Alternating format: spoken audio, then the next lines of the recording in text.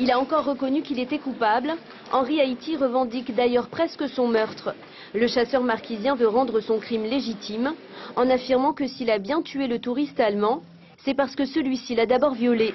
Une version à laquelle le parquet ne croit pas, en raison de la carrure des deux hommes et de leur passé. Aucun penchant homosexuel ni aucun acte violent recensé du côté de la victime, Stéphane Ramine. Le ministère public considère que cette thèse n'est pas possible.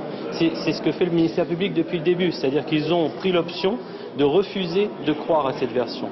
À partir du moment où vous décidez de ne pas croire à une version, l'enquête ne peut plus être faite de manière, approfondie et totale.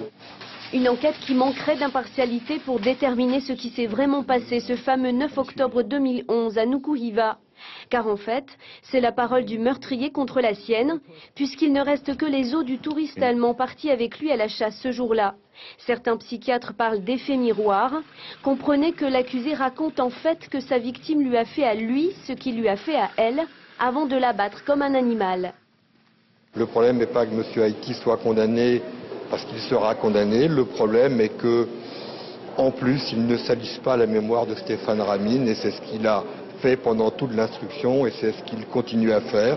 L'accusé a changé plusieurs fois de version des faits, mais il a toujours reconnu avoir tué le touriste allemand avant d'agresser sexuellement sa compagne, deux ingénieurs en économie qui faisaient le tour du monde sur un catamaran.